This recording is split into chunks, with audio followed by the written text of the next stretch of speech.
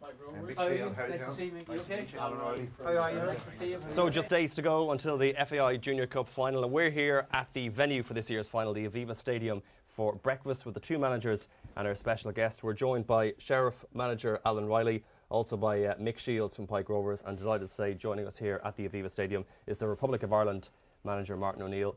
Gents, you're very welcome for breakfast. Thank you. Thank you. I suppose just to fill Martin in on both the journey to here and also a little bit of the history about the two clubs, maybe you could tell Martin a little bit about Sheriff Alan. Yeah, Sheriff, the team from the inner city. I know where it's founded, based at. Yeah, founded in 1972. So we've been there now, myself and Chris Giles, as a partnership. Now the last 5 years now going, and it's been quite an eventful ride. Yeah. And what about Pike? Well, I'm actually from Dublin, but they were formed in 1938. Yeah. So again, in the city of Limerick, we've kind of moved out now. Our ground is slightly out, but we're from the centre of Limerick, and won this back in 2011. Unfortunately, I wasn't a manager then, but so it's been a while. But thankfully, we're back in the final now. But that's a bit of the history of Pike. Oh, that's brilliant! Brilliant. And who are strong favourites, or who are favourites? Well, Sheriff are favourites. Okay. Yeah, they're Sheriff are favourites. Look, they've been here, I think, 3 times out of the last 4. Right. So and yeah, that doesn't necessarily make them favourites, you know. Doesn't my eyes. Better said, does in your eyes. Okay, okay. So you're playing it down, and quite rightly so. Martin, what advice do you have for the two guys here as regards the management side of Cup final day? Well, it's a good question. In terms of advice, obviously a little. If you have some experience of the cup final beforehand, which you have, I think there's a bit of an advantage there, particularly if you've got a group of players who have played in it beforehand, and it doesn't necessarily mean that you're going to win it, but I think it does give you a bit of an advantage because all those nerves which you naturally will have. I think the boys would have experienced that before and maybe be able to deal with it a little bit better second time round. Again, having said that, there's the other part of the equation is that players coming in fresh, wanting to do really, really well, and first time of asking, respond to the crowd. It's interesting because the number of cup finals I've been involved in where you actually start to get a wee bit concerned about maybe some of the younger lads and thinking that the experienced players will deal with it and not only deal with their own situation but should be able to help the younger lads. Do you know what? Invariably, it actually works the other way around. Yeah. And seriously, I've been to a few of those here where I'm expecting big things from big players, and actually it's the younger boys who have carried us through. I say that, but there's the odd exception to that. Of course, Henrik Larsson used to pull us through most of the time anyway, so it was great. If you've a bit of confidence in your team, which you naturally will have, and you think that some of the big players can perform on the day, that's really what you're hoping for, I think, as much as anything else. Alan, is John Rock your Henrik Larsson? John Rock, yeah, you could possibly say that. He's a very experienced campaigner, John. He's been around the amateur setup a long, long time, and he's been very successful at amateur and international level as well. And yeah, we have other guys as well ready that can come in and do a job. That's the beauty of our squad. It will be quite big in numbers. The majority of this team would have been together, I'd say, between 5, 6 to 10 years. Yes. And just to not play it down, when you look at here last year between favourites, and I take into consideration being at the venue and the crowd and the older, more experienced players to the younger players, and I've seen that as well sometimes. Have you? Right, okay, as well. Yes, but at the other time, there's other times you say to yourself, last year we were clear favourites, and on the day against Liffey Wanderers, and we were beaten. So I don't buy favourites anymore. I don't listen to it. It doesn't bother us. And it's going to be a day over 90 minutes, maybe 120 minutes, and it'll be decided then. Yeah. It won't be. We don't buy. I know people will say, and they look at the odds and they'll say, oh, Sheriff are Swiss favourites, but Pike are a very, very good side. They have. There's a question to both of you. Do you have problems picking the team? You know, there's going to be a few disappointed players, or have you?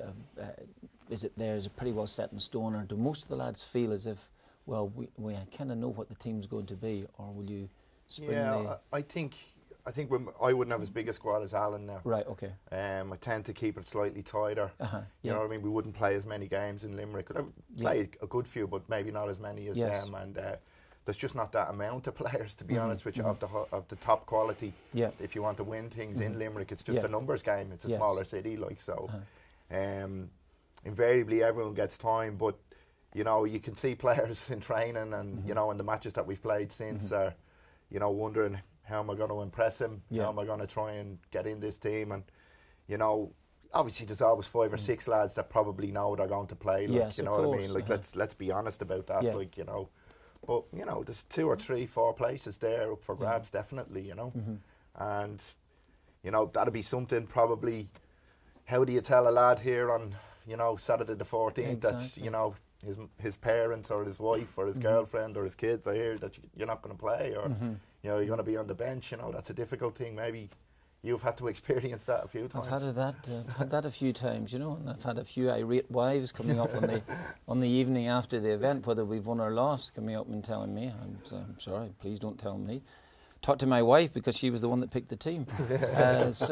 And would you have a obviously a bigger problem with that? You know, yeah, I tell you what, we've in total we've a big squad. We've 21 players, and as you say, they play for the love of the game. Yeah.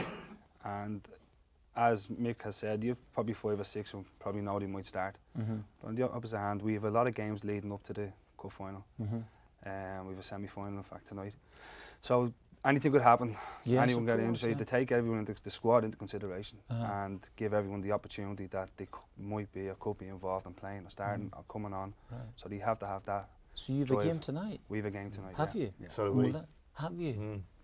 So, I mean, what, just a few days before? No. Well, we're going to play, the 2 teams will probably play 7 days prior to the final. Will they play a competitive game? The final, right, okay. You know, would those be league games? We might have a league game, So you're not sure of the schedule yet at this moment? No, they give you kind of a 2-week kind of notice and give you the schedule, then you adapt to Don't worry about that, I'm never sure of my schedule either, so that's interesting. Yeah. I suppose this is a question for all 3, because obviously, Martin, you have to pick that squad for the Euros in just a couple of weeks' time. When it comes to those final decisions, and again with your starting 11s for the FAI Junior Cup final here on May 14th, do you go with gut? What essentially does it come down to on those little fine lines at the last minute? Well, before I answer that one, the other one is I just feeling the same with the 2 lads here, that for instance, choosing a team for a final or for a group of games like the Euros, it'll be a bit more difficult in the sense that I never really had a major problem at club level, despite the fact I'm saying these things, because I know obviously I know the players, and I used to joke and say that actually I quite enjoyed leaving out players, particularly ones I didn't like. But that is totally different here for the international scene, because the players are coming here, want to play for their country. It's been a great old spirit since I've been here, and probably long before me as well too. So the players definitely do want to play, and they're giving up. And I know it's an absolute pleasure, but they do give up time. They're not getting paid the same type of money as they are at club level. And and it will be difficult to leave a couple of players out of the side. And I'm going to have to do that, and normally bring maybe 27, 28 players with me for most of the squad, so maybe 4 would sit in the bench. That's all right, but this is going to be a different issue, because I'm going to have to tell 4 or 5 players, you know, after the game against Holland probably, that you're going to have to go home. And that will be more difficult than it would be normally at club level. Yeah, I'm sorry. I was going to ask you, what was probably one of the biggest decisions you probably had on international level? And what was leaving the player out? Who would that have been? Maybe how would you deal with it? Do you deal with a day off prior to the game? Yeah, maybe? it's a good point. For instance, I'll tell you, when I was at Aston Villa and we reached the League Cup final, and on the we had a goalkeeping situation where Brad Friedel had been my goalkeeper in all the league games, but in the League Cup matches that we played, a very young Brad Guzan, who's now actually playing for Aston Villa, a young American fellow as well too that I brought over. I said to him he will play in the League Cup matches. Now there was no promise of anything that in the final, but he would play in these games. And in the matches leading up to the semi-final, he was absolutely terrific for us, really, really terrific.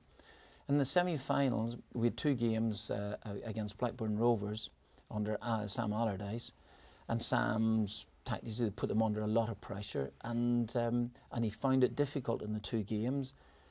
I still thought we've reached the final. We're playing Manchester United in the final, and we had another FA Cup game to play. And Brad didn't play particularly well in the cup final, so now I have a major decision to make. You know, you go with a young goalkeeper. You're in the final. He has played the matches, including the semi-final, and or go with your experienced goalkeeper, knowing you're at Wembley and you've a cup competition to try and win.